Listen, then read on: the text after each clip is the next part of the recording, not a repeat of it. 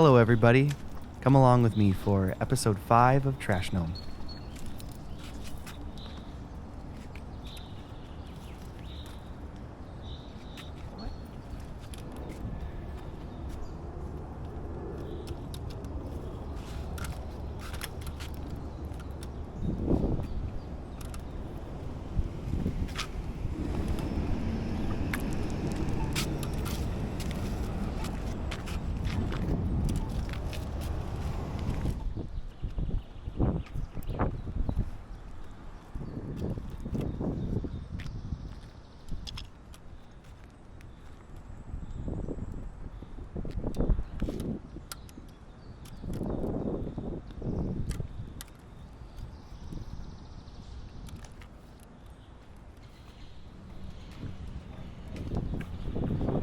As you see, I find a lot of water bottles, but I just don't know what to do with them.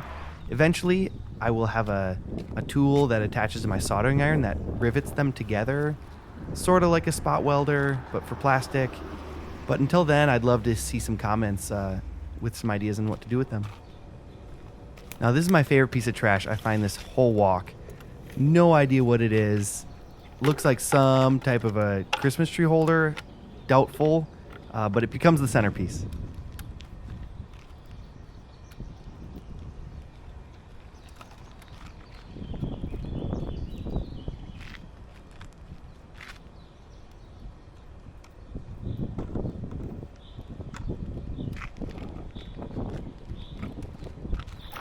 Oh. I have a similar struggle with these coffee cup lids. No idea what to do with them. They're such thin plastic, but I think that spot welder, riveter will do something with them. Let me know in the comments.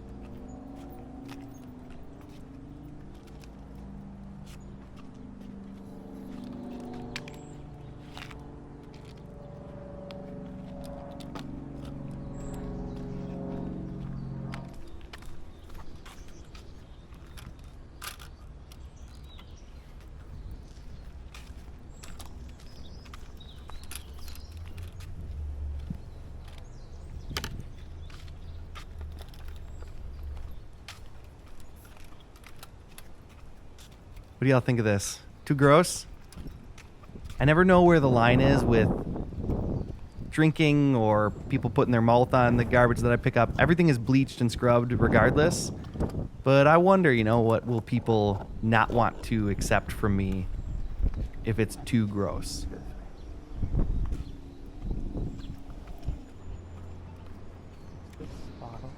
And then sometimes I just get so much garbage and hate to see it laying around, especially these water bottles. So I just find a garbage near me and drop it off.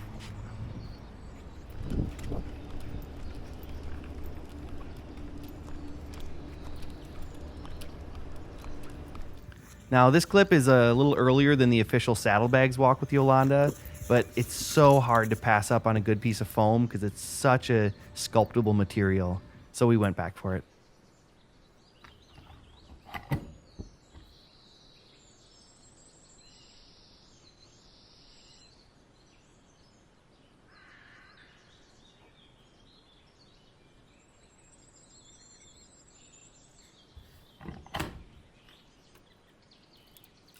One of my favorite things is to find whole devices. I find that the pieces inside of it are so intricate and add a lot of detail to the finished piece. So this is a water pick that I had been eyeing up for a couple days before this trash walk. And you can see there on the right all those pieces.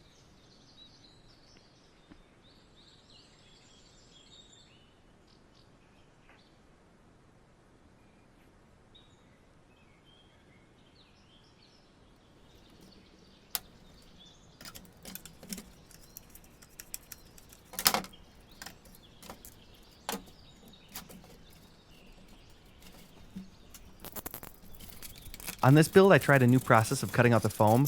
You can see on this first pass, I'm sort of cutting halfway through the foam, and the second pass, I'm cutting all the way through, but a little bit outside of that first line. And the reason for that was, after breaking it off, I used my thumb to just pick off that first ledge and create a sort of tiered structure in the rocks, if you will.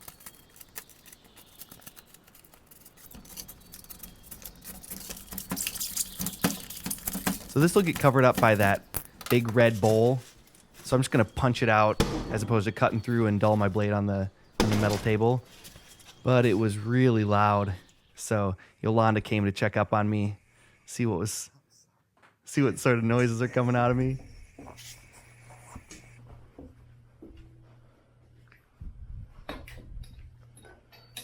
Yeah, she does not like loud noises.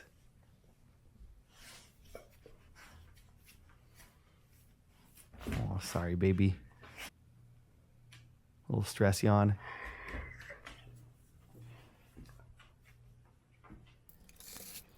I love using the jagged cutoffs of previous cuts for more of that natural rocky look. So that's what I'm doing here.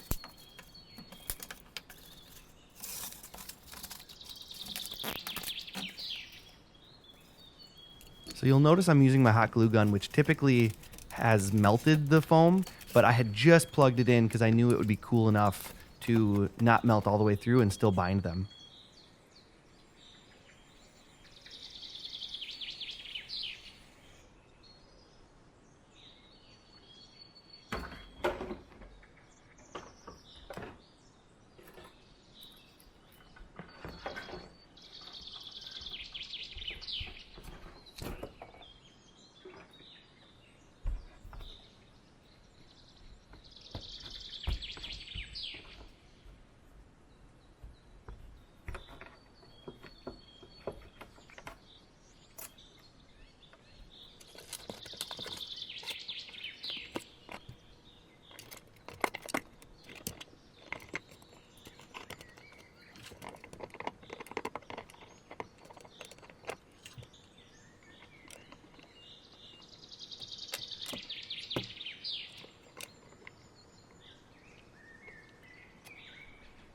So here I find some of that good fortune that I run into on every build, where the conduit that I found mates perfectly, look at that friction fit, perfectly with the tubing of the water pick. It's moments like these that just light up the whole process for me.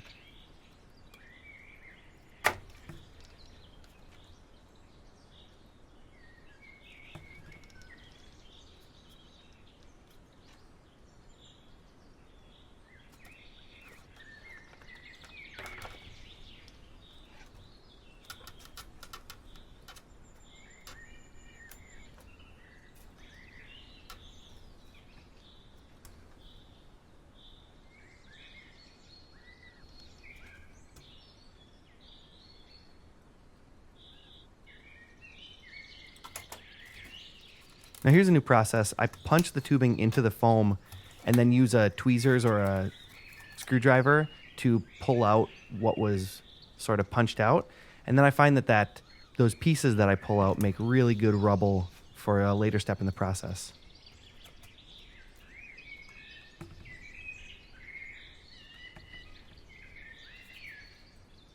Here I find that the straws that I picked up mate perfectly into the tubing, the wire conduit from earlier.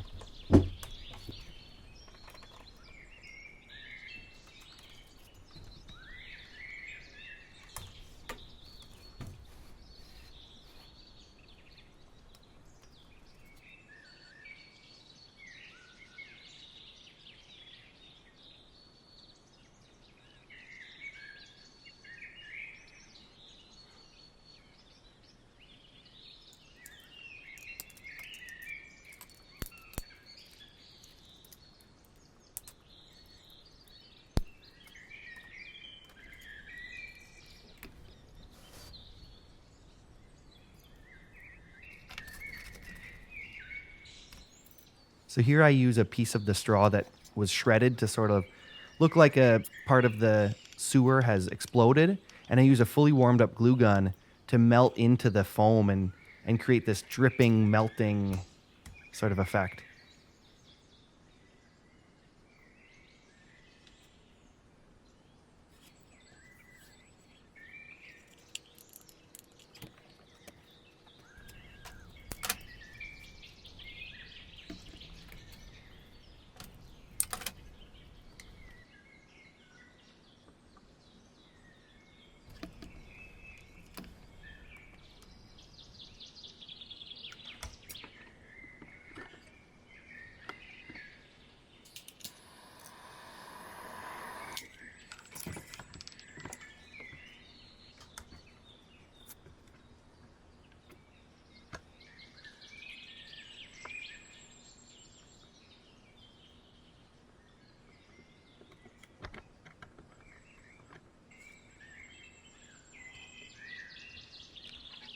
And then here's the other side of that pipe that exploded. Just repeating the same effect. Got the fully heated up glue gun, melting a hole, and then some pieces of the shrapnel glued down.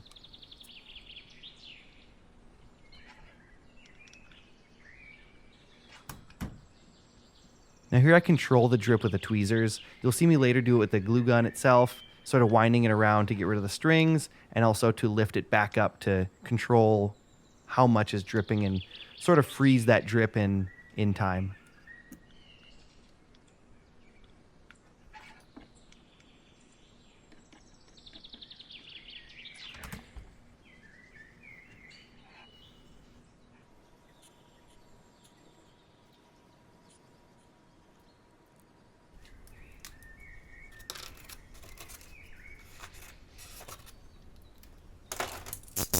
So you'll notice I just go in here, I start hacking with the razor blade.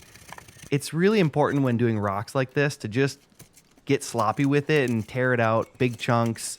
That gives it that organic look that we're hoping for.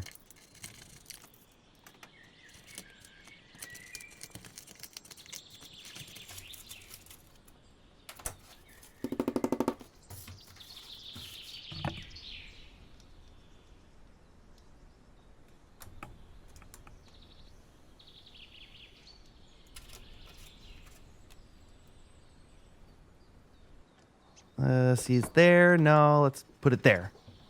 And then I push it down, cut it out roughly with a razor. And then I go in with the screwdriver this time.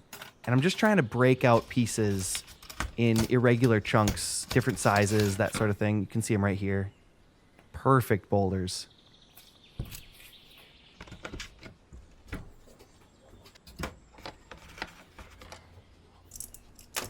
This is me showing this glass tiling or something. It's got this backing on it that I think is going to get in the way. I was hoping to get all of that opaque white backing off, but instead I was just able to get the mesh.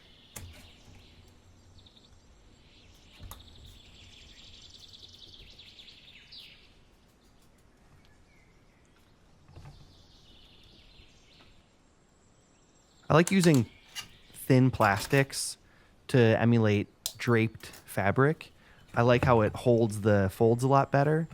In this instance, I'm hitting it with the hot glue gun, folding it over itself, and then you'll see me go in with the glue gun and sort of use the heat of the tip to crinkle it up in different places to, one, get rid of the embossed lettering that's in this little flag, but then also just to add some more detail.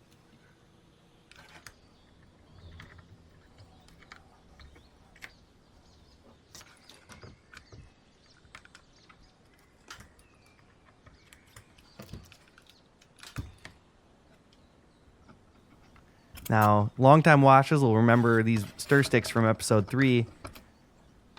I remember the week before I found these, I had been craving some type of a stir stick or a popsicle stick, something like that, something wooden. And then, can you imagine my luck? Someone had spilled an entire box. Go back and check out the video to see. It was basically untouched, except it was thrown out in the open.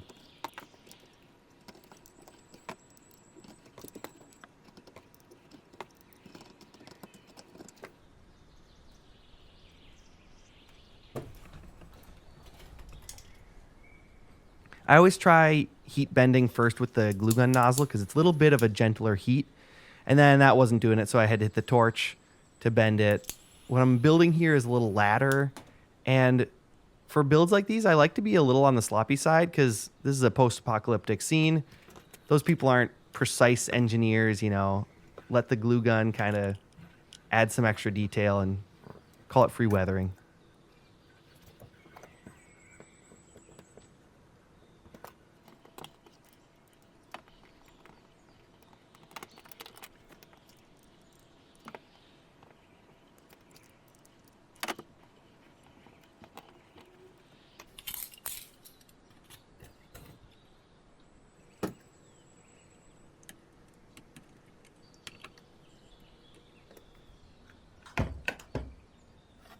Now here's the minion feet. I was really stumped on how to disguise this. You can be the judge. Let me know in the comments if I disguised it well enough. In every build, I've got one well, at least one just garbage pile where I kind of use up all the little bits of trash that are interesting looking, but I didn't know exactly what they could be. I like to imagine the game master will come up with something here that I couldn't even think of.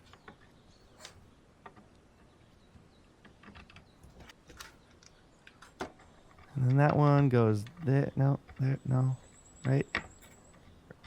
Right there. No, right there. Perfect.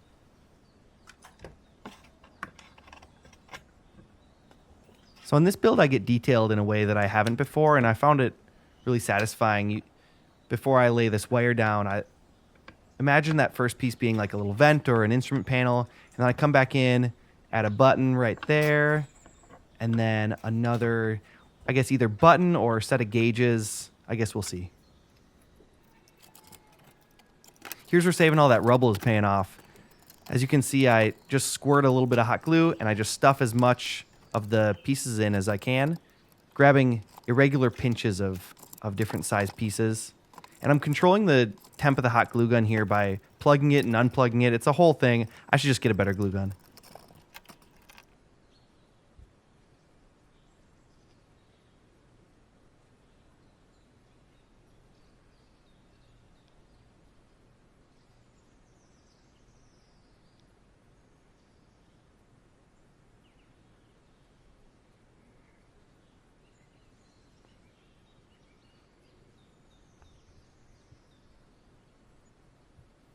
The spray can primer that I use eats away the foam, the raw foam. So here I'm just mixing up an acrylic, I guess, primer coat before the primer. And I'm adding a little bit of pink in there to, I don't know, just give it a different color.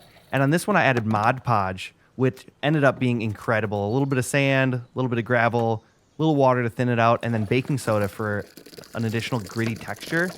And then you're going to see me just slop it everywhere. I tip the thing sideways, make sure it runs in all the nooks and crannies so that that spray paint doesn't eat away at too much of the foam.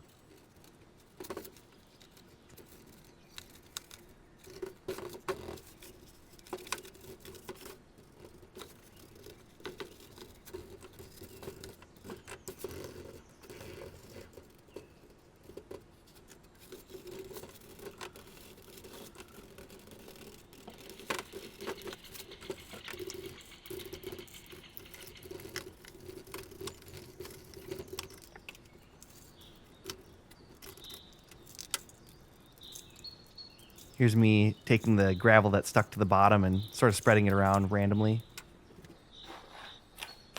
And here you see the pink primer coat before the primer coat has dried. And then that gray is just the plastic primer that I've got in the spray can.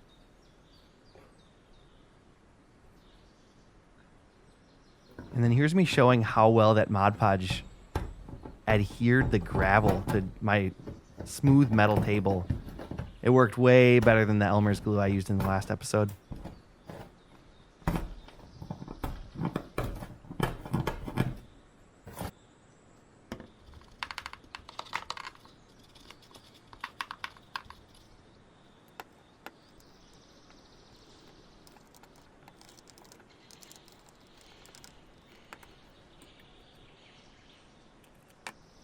So here I had an idea where I would pour in a bunch of mucky water and then let it evaporate and get sort of those lines of ick and muck, you know, as the water evaporates and leaves layers of the acrylic in there. As it turns out, I think like the next scene, you'll see it's empty already. Two things were happening. One, I kept spilling it all over when I would pick up the model. And two, the water softened up the primer coat and some of the original red plastic started showing through, which I just covered up with some brown, called it rust.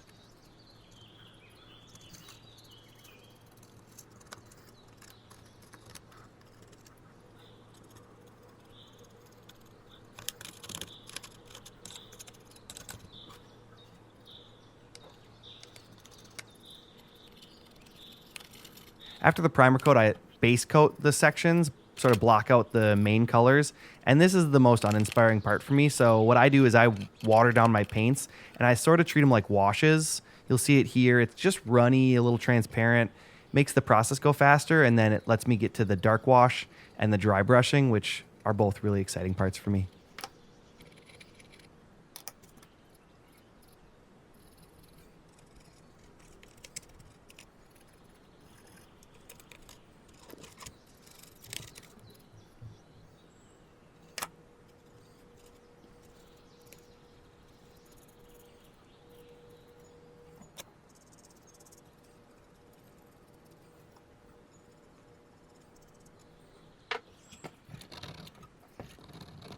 So instead of masking with tape and whatnot, I just figured it's glass. It's probably not going to stick well, so I just go in with the scraper afterward, and it paid off. I've mentioned before that I don't like sanding plastics. It just sends those microplastics all over the place. But in this instance, for some reason, past Ezra thought it would be a great idea to primer coat the wood. And so I lost all that wood grain and added that grainy texture to it. So I just, before base coating it with this brown, I got rid of the grit.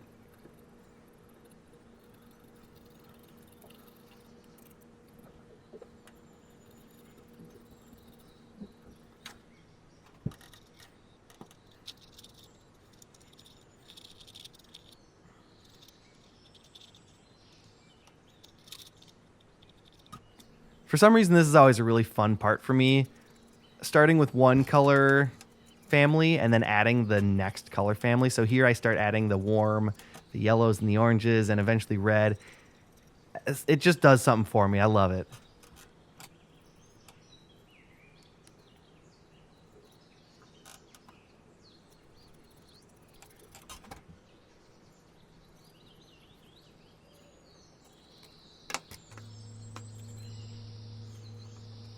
As far as color choice, I just go with what feels good in the moment. Part of this process that's really important to me is just kind of going with the flow. I don't overanalyze anything. If it seems like a good idea, I run with it. And if it ends up being a bad idea, I fix it at the end. Because ultimately, it was garbage, and who knows how long it will last as a game piece, but it's going to end up as garbage again.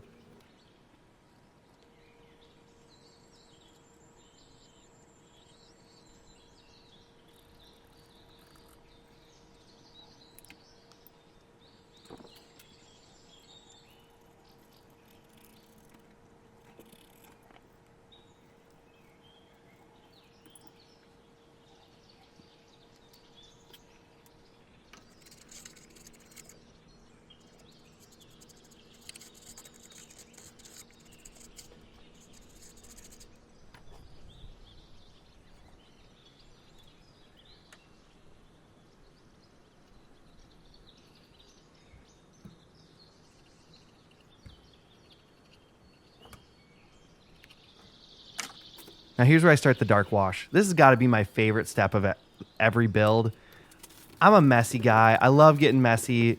Some people call me Dirt Patch because I just love slopping paint around or whatever, getting my hands dirty. So on this, you can see me alternating between this really watered down black and brown paint and then coming back in with paper towels to sop up the majority of the paint. And then it just fills in the gaps, sort of gives this splotchy color to everything and ties it all together as we see here.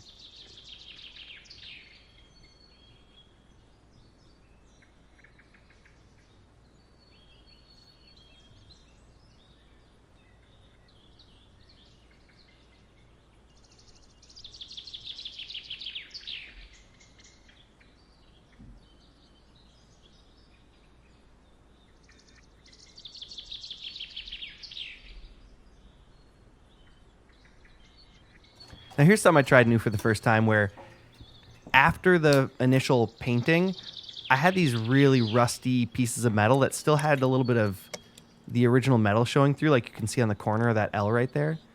And I went and I preserved the rust that was already on there and I just glued them in as is.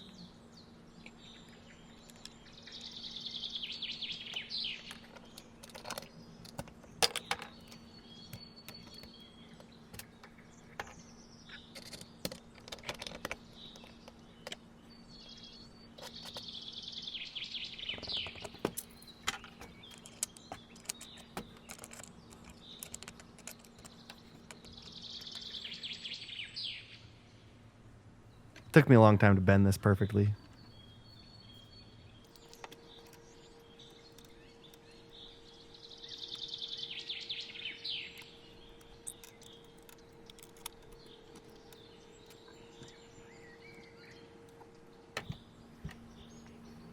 Now here's where some of that initial primer coat kind of peeled up.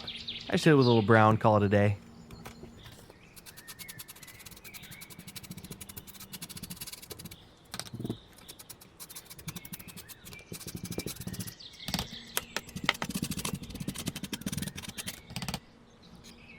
These metallic markers was such a good find. As you know from previous episodes, I really gravitate toward the gold. I have the silver and the gold. But for some reason, this build, I felt myself drawn toward the silver on everything. I used the gold a little bit at one point, but then I erase it and I just go back and cover it up with the silver.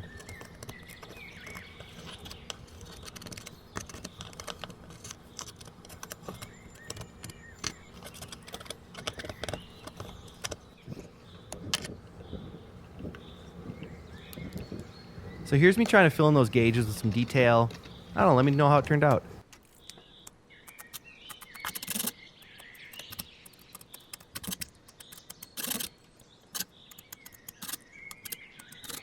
Now with real liquids that are luminescent, they're the brightest where they're the thickest. So I'm dry brushing some white to kind of give it that light. And then I go in and I hit the areas around it with the dry brush of blue.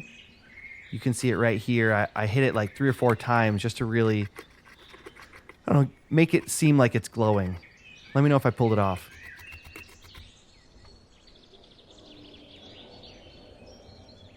And finally, just a little bit of gloss.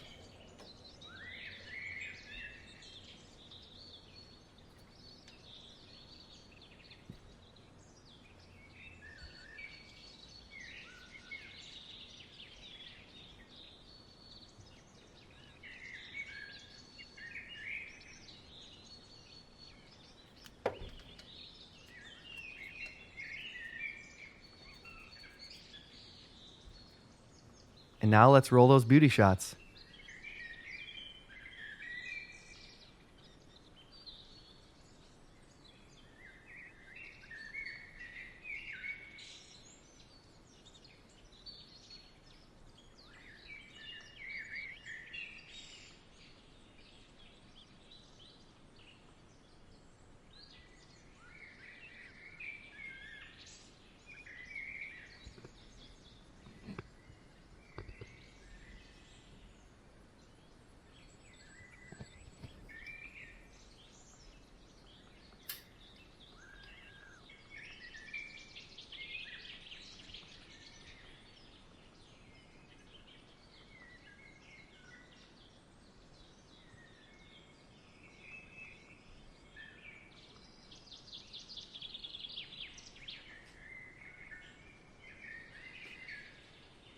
Thanks everybody for watching. Be sure to like and subscribe for more garbage.